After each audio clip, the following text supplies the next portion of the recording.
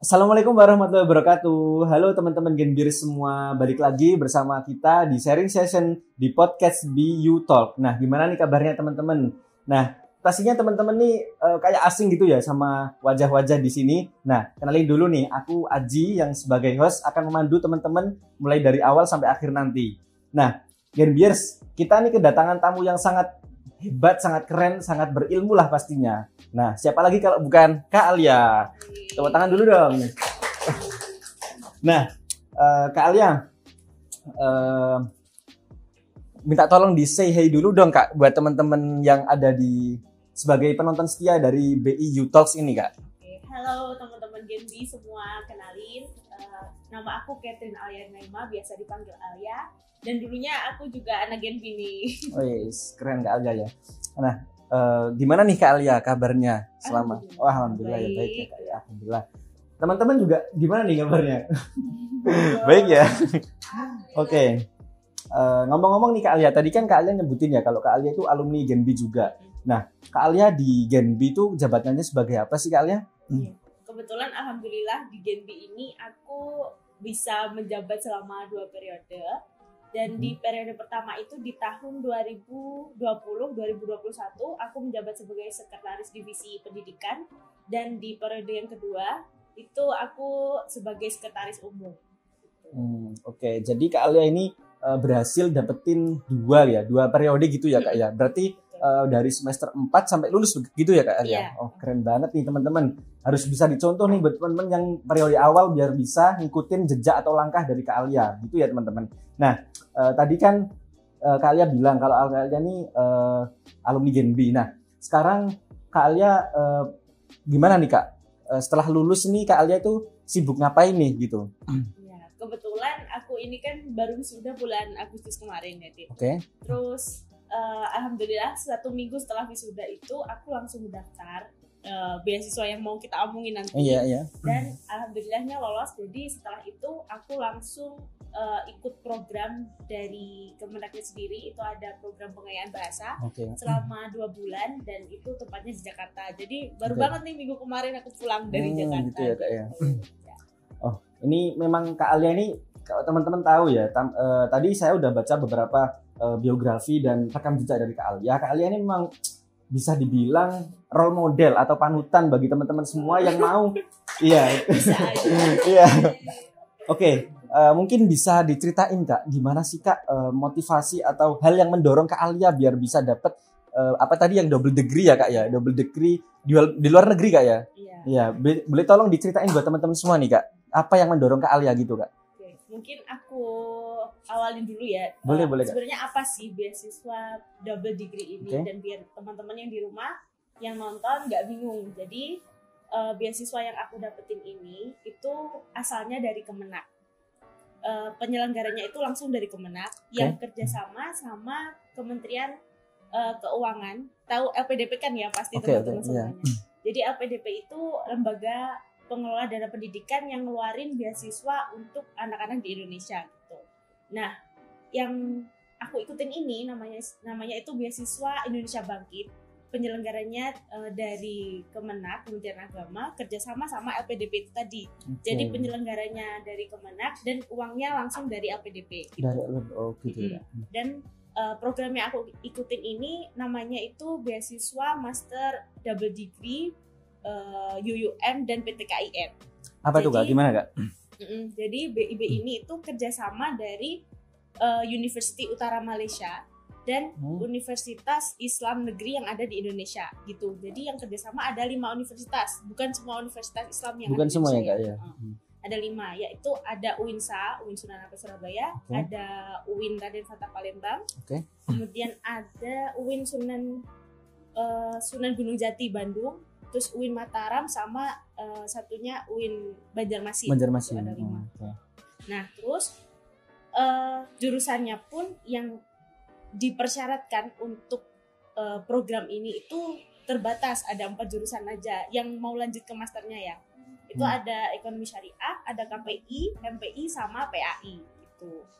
Oh gitu. Nah, terus Jadi tahapan-tahapan dari beasiswa ini tuh ada 3 tahapan. Yang pertama ada seleksi berkas, ada seleksi TPA, tes potensi akademik, sama itu digabung sama tes psikolog, terus yang terakhir nanti ada wawancara.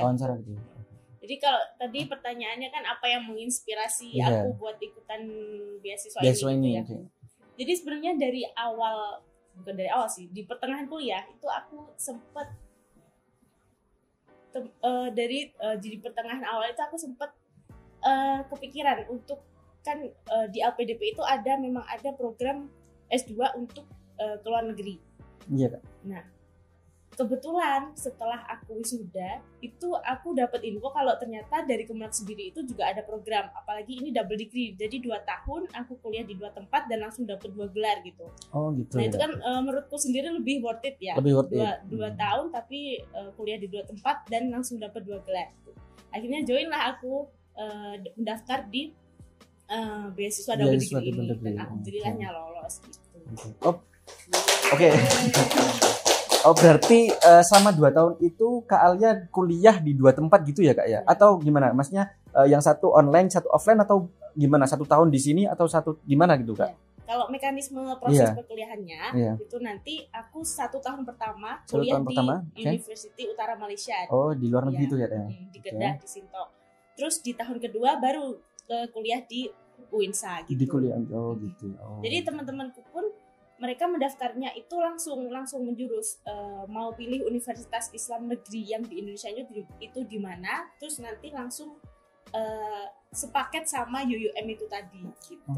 Jadi nggak hanya di UINSA aja ya Kak ya. Tadi yang udah disebutin sama Kak Alia ada 5 universitas gitu ya Kak ya. Oke.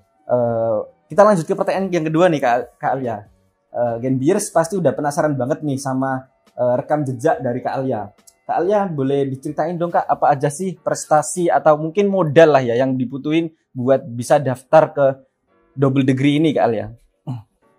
Kalau sebenarnya kalau mau diruntut ya dari awal aku kuliah itu memang aku punya minat di bidang kepenulisan gitu.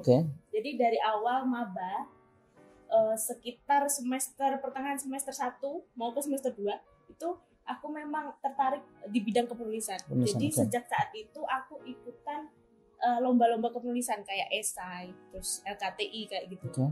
Dan alhamdulillah awal-awalnya itu memang agak struggle gitu loh deh, karena aku sendiri itu kan memang baru saat itu juga terjun di bidang kepenulisan.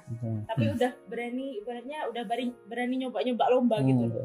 Awal-awal tuh memang nggak ada yang menang. Sampai 8 kali aku ikutan lomba, sampai akhirnya aku kayak capek sendiri.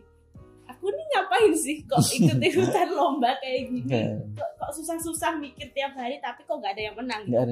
Akhirnya aku rehat selama beberapa bulan. Dan aku itu menggali ibaratnya pengetahuanku tentang kepenulisan ini, terutama tentang lomba-lomba kayak gitu.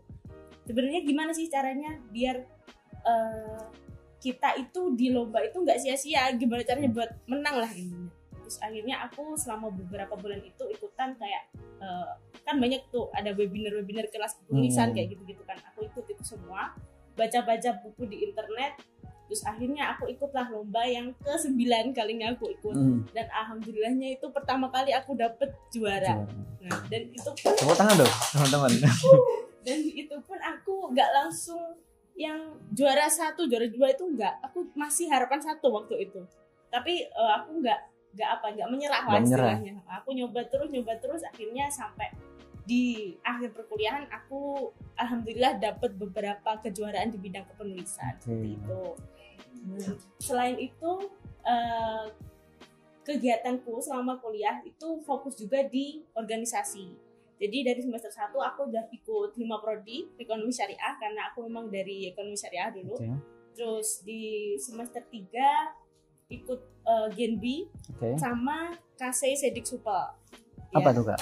KC Sedik Supel itu kelompok studi ekonomi Islam Sunan Ampel Surabaya yang memang dia itu ada di bawah FOSE. Kalau teman-teman tahu FOSE itu ibaratnya kayak forum silaturahmi mahasiswa ekonomi Islam yang itu memang kumpulan dari anak-anak ekonomi syariah gitu.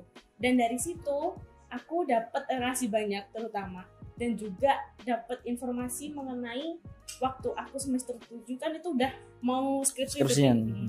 Nah itu alhamdulillah aku dapat research grant, bantuan biaya penelitian untuk skripsiku dari Mass Foundation gitu.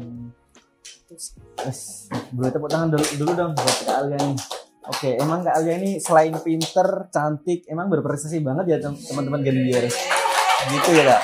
Oke, jadi gini Kak, Kak Alia kan tadi bilang, oh ya, nih peringatan nih buat teman-teman yang baru ikut lomba sekali, 2 kali udah nyerah. Kak Alia nih tiru, 8 kali ikut lomba, tapi beliau ini baru menang ke 9. Nah itu bisa jadi tuh teman-teman yang baru ikut sekali, itu karena yang diambil itu bukan Kak Alia, makanya teman-teman udah nyerah gitu teman-teman. Oke, nah gini Kak, tadi kan Kak Alia udah cerita nih soal Kak Alia itu selain kuliah juga Kak Alia itu sibuk organisasi, sibuk ikut kegiatan segala macam. Nah, gimana sih Kak cara manajemen waktu Kak Alia nih biar seimbang, biar balance antara kuliah, kegiatan dan juga terutama komunitas atau organisasi gitu Kak Alia? Kalau masalah manajemen waktu itu sebenarnya aku ngerasa bahwa waktuku yang aku dapat selama ini tuh gimana ya? Gak terlalu, kalau dibilang sibuk banget juga enggak, karena aku masih bisa main gitu loh, masih bisa main kesana kesini. Tapi di samping itu aku juga masih bisa balance antara organisasi sama prestasi. Oh ya, tadi ketinggalan satu, alhamdulillah di wisuda pun aku tanpa bermaksud menyombongkan dirinya. Ini enggak, ini isinya sharing, iya buat itu Kak. Alhamdulillah itu aku kemarin waktu wisuda juga dapat gelar jadi wisudawan terbaik di bidang akademik dan non akademik. Tunggu dulu dong. Nah itu memang aku berusaha dari semester awal itu untuk ngebalancein antara gimana mempertahankan IPK, terus prestasi di bidang lomba-lomba yang aku suka, terus habis itu juga fokus di organisasi. Dalam satu hari itu aku merasa juga gak sesibuk itu kok sebenarnya. Sebenarnya kalau teman-teman mau untuk memprioritaskan kegiatan teman-teman itu pasti bakalan bisa untuk dapetin semua apa yang aku dapet tadi. Karena kan banyak ya teman-teman yang ngeluh kayak gitu, terus bilang kalau aduh aku capek banget habis kegiatan, habis kuliah kayak gitu.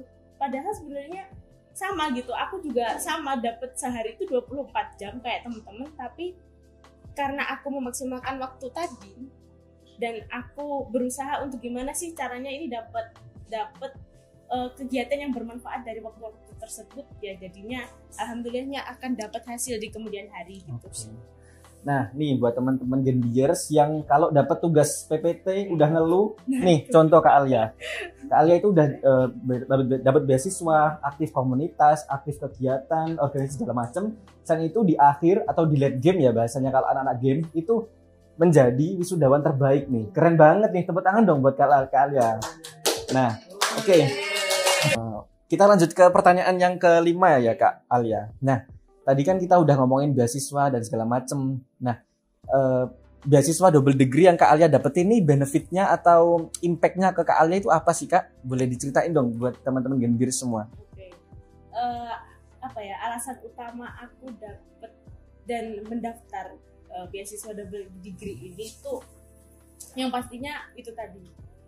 Program master yang ditawarkan oleh beasiswa ini itu gak kayak biasanya ya Genbiers. Jadi dalam 2 tahun nanti aku akan langsung dapat 2 gelar sekaligus dan bisa kuliah di 2 tempat, di mana salah satunya di luar negeri.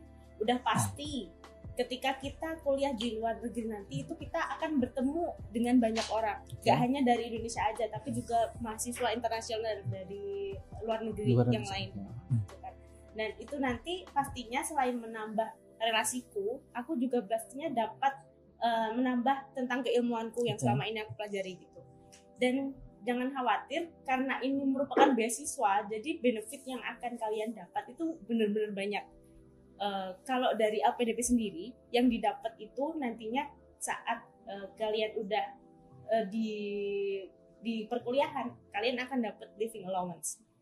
Jadi biaya hidup itu udah ke cover sama LPDP. terus biaya keberangkatan dan kepulangan kalian selama kuliah, karena aku nanti di Malaysia ya, berangkat ke Malaysia dan pulang ke Malaysia itu pun akan dibiayai oleh LPDP. Terus selanjutnya akan dapat biaya kedatangan. Biaya kedatangan itu nanti 2 kali biaya hidup. Misal nih, kalau di Malaysia itu dapatnya 1 bulan 2.300 ringgit Malaysia. Nah itu nanti dikali 2, jadi akan dapat 4.600 ringgit. Oh gitu ya. Kayak gitu, akan 2 kali dapat dari living allowance tadi. Terus selanjutnya biaya pendidikan itu pasti akan dibiayai juga, ke cover sama LPDP. Terus setelah itu di akhir nanti kan ada tesis kan. Nah itu juga dibiayai dan tercover sama dana dari beasiswa tadi. Terus selain itu kalau kalian ibaratnya bener-bener niat untuk kuliah S2 akan dapat biaya untuk seminar internasional sama biaya publikasi di jurnal internasional. Itu juga tercover sama PDP gitu. Jadi emang banyak banget ya Kak benefit yang ditawarkan dari beasiswa double degree ini. Iya, banyak banget. Ini juga peringatan nih buat teman-teman. Aku tuh punya cerita sedikit ya Kak. Jadi aku tuh punya temen yang dia itu emang dari kalangan menengah ke atas lah, bisa dibilang udah mampu. Nah ini tak tawarin beasiswa tapi dia nggak mau karena merasa udah mampu. Nah ini sebenarnya teman-teman ya, benefit atau input yang didapat dari beasiswa itu bukan hanya sekedar uang. Jadi teman-teman tadi udah disebutin sama Kak Alia, bisa dapat relasi, bisa dapat peluang dan sebagainya. Jadi teman-teman yang merasa udah mampu ya jangan kayak gitulah, jangan merasa kayak, soalnya yang didapetin dari beasiswa itu bukan hanya sekedar uang tapi lebih dari itu ya Mbak Alia gitu. Oke, ini kita udah hampir mendekati segmen terakhir nih teman-teman. Boleh dong Kak Alia kasih motivasi buat teman-teman Genbiers biar mereka itu termotivasi untuk mengikuti jejak dari Kak Alia nih. Terkhusus apalagi bagi mereka yang pengen daftar beasiswa double degree nih Kak Alia. Untuk Genbiers yang ada di rumah dan pendengar sekalian, ketika kalian punya harapan untuk sesuatu, terutama tentang mimpi kalian, jangan sampai kalian itu, kalau dari aku sendiri ya, jangan sampai kalian itu punya ibaratnya suatu target itu jangan setengah-setengah gitu. Karena ketika kalian punya target tapi kok kalian nggak memaksimalkan target itu, kalian juga akan stuck di target setengah itu. Mimpi aja tinggi yang sekalian gitu. Biar nanti kalau seumpama kalian nggak sampai di mimpi itu, kalian masih ada setidaknya itu mendekati mimpi itu gitu lah. Karena itu memang yang aku alamin sendiri gitu. Jadi kalau mau sedikit cerita ya, kalau yang berhubungan sama IPK aku selama perkuliahan ini, aku itu tempel di kamarku kertas yang tulisannya itu IPK lebih dari 3,8. Dan alhamdulillahnya setelah kuliah dan setelah lulus aku juga dapat 3,84 kan IPK. Tapi keren banget nih Kak Alia. Iya, tapi aku tuh ngerasa setelah aku wisuda kok targetku cuma segini ya. Padahal aku bisa gitu loh dapat target lebih dari 3,8 itu. Jadi buat teman-teman sekalian, kalau seumpama kalian punya impian itu please jangan setengah-setengah. Target yang tinggi sekalian, kalau mau dapat IPK tulis aja IPK 4 gitu. Biar nanti kalian juga ada semangat untuk dapat apa yang ingin kalian impikan gitu. Terus yang kedua terkait dengan manajemen waktu ya, yang tadi udah kita bahas juga. Sebenarnya kalau teman-teman ini mau memaksimalkan dalam sehari, teman-teman itu mau melakukan kegiatan yang positif, mau berusaha untuk mewujudkan mimpi kalian, itu pasti akan bisa untuk mewujudkan semua itu. Karena aku aja yang ibaratnya kalau teman-teman lihat aku yang seperti ini, aku itu merasa masih di dalam keseharianku tuh masih bisa main-main gitu loh. Yang bisa main-main aja hasilnya tuh ibaratnya ya udah jadi impian orang lain lagi gitu. Tapi kalau seumpama kita bisa maksimal, memaksimalkan okay. waktu itu lagi, pasti akan Okay. bisa melambung lebih ya, tinggi okay. lagi gitu. Oke. Jadi ini motivasi nih dari Kak Alia buat teman-teman semua, kalau punya impian itu jangan dibatasi gitu ya Kak ya. Kalau pengen maksimal ya udah, jangan misalkan teman-teman nih batas maksimal itu kan misalkan 10 gitu ya. Teman-teman jangan usah batasi kayak 8, 9 atau 7 bahkan gitu. Langsung di up ke 10 gitu aja. Jadi kalau misalkan teman-teman misalkan nggak bisa sampai ke 10, ya setidaknya teman-teman sampai di 9 gitu. Oke, ini kita udah sampai di detik-detik akhir nih Kak Alia. Jadi mohon maaf teman-teman, kita harus pamit dulu karena durasi juga ya. Nah, oke. Tapi jangan risau buat teman-teman semua, teman-teman Genbiers, akan ada episode-episode yang menarik, yang gak kalah seru pastinya, yang dari alumni Genbi, bahkan bisa cerita-cerita di sini di base camp lah kalau katanya Bang Jihad gitu. Jadi teman-teman Genbiers, saya ucapkan terima kasih dulu nih buat Kak Alia yang udah sempat hadir di tongkrongan kami gitu ya Kak Alia. Oke. Dan juga saya sebagai host juga minta maaf apabila ada kata-kata dari saya Kak Alia yang kurang baik buat Kak Alia gitu Kak Alia. Oke.